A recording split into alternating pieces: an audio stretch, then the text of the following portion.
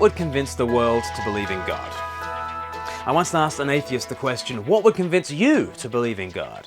And he answered, until God appears before me as a burning bush, or I see his picture on the front of a popular science magazine, I will remain a non-believer. It strikes me that those two kinds of evidence represent the two kinds of ways that the world looks for God. We either want the miracle encounter, or we want the rational proof. Both would be preferable, but usually people lean towards one kind of evidence or the other. Some of us say, look, it doesn't need to make sense to me, but if God just showed up in some awesome wonder, or if he just demonstrated his supernatural powers in some out-of-this-world miracle, that would do it for me. Others say, look, I don't need a burning bush. Just show me the equations. Take me through the logical arguments. Give me the scientific proof. Demonstrate that it's reasonable. Then I'll believe. As Paul wrote to Christians in Corinth, he recognized these two kinds of people. He identified the power people with the Jews and the wisdom people with the Greeks. This makes sense, doesn't it? The Jews were a people with whom God had been very hands-on. They were a people to whom God had shown up in mighty acts. And so they were a people that came to expect miraculous signs. On the other hand, the Greeks had been left to piece things together from a distance. They were used to trusting their own minds to reveal the truth. Therefore, Paul says in 1 Corinthians chapter 1, verse 22, he says, Jews demand miraculous signs and Greeks look for wisdom. Notice that both the power people, the Jews, and the wisdom people, the Greeks, are making demands of God. They are saying to God, these are the terms by which I would be prepared to do business with you. Yet Paul says that God is in the business of frustrating every such demand.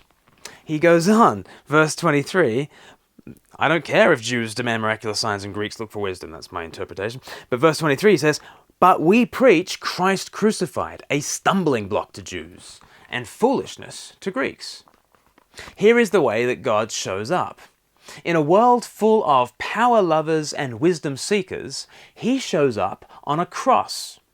It's not the way that anyone expected, and it's not really the way that anyone wants. In fact, it is scandalous to the world.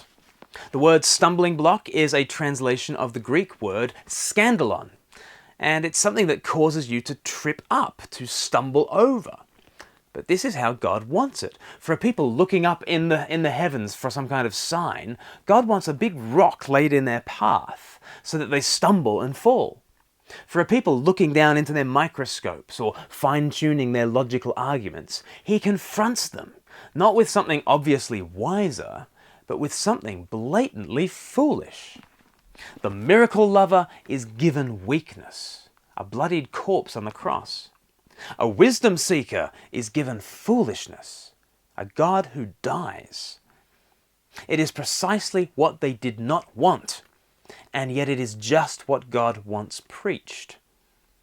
Therefore, those who preach Christ should be prepared to be scorned as the most frustrating, bemusing, scandalous, pathetic God peddlers imaginable. Christian preachers simply do not give people what they want.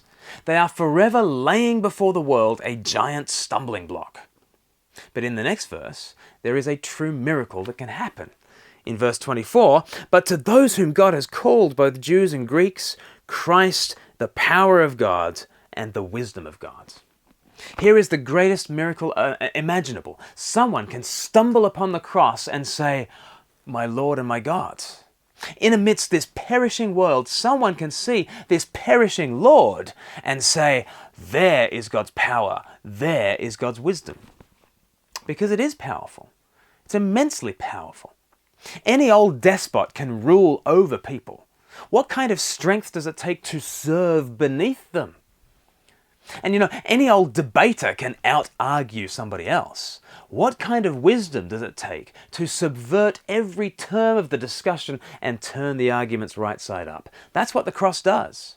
It shows a greater power and a deeper wisdom, not by agreeing with the world's definitions, but by revolutionizing them. As verse 25 says, the foolishness of God is wiser than man's wisdom, and the weakness of God is stronger than man's strength. There is an incomparable wisdom and strength to the cross. Death defeated through dying, the curse conquered through condemnation, the devil vanquished by losing, the Son glorified in shame. It's the wisdom that is not built upon human foundations. Rather, it undermines every human foundation. It's the strength that overpowers by surrender, disarming every show of earthly force. When a person stumbles over the cross and sees it for its true wisdom and power, they are won by a very different God. You see, the living God can never be found by the earthly search for power and wisdom, because the living God is not a superhuman. He's not like us, just with a few more muscles or brain cells. But our sinful selves would love it if he were. We have a lot invested in thinking of God as some super despot. In many ways, that would suit us just fine, because then we'd be justified in quietly despising and dismissing him. One atheist told me he'd believe in God if God made the stars to spell out the 10 Commandments in the sky.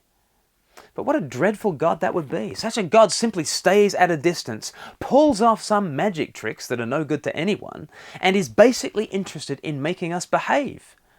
If God were like that, we'd have every reason to despise and run from him. But this is why it is imperative to lay the stumbling block in people's way. We must give people Christ crucified. There on the cross is the living God. The God who does not stay at a distance. The God who does not glorify himself with cheap magic tricks. The God who is not basically concerned with keeping us moral. No, this God draws near. This God stoops and serves and bleeds and dies. And he does it not to enforce our goodness, but to forgive our badness. Never give people what they want when it comes to preaching. Give them Christ crucified. When they stumble over the cross, they'll see a God more wonderful than anything they imagined.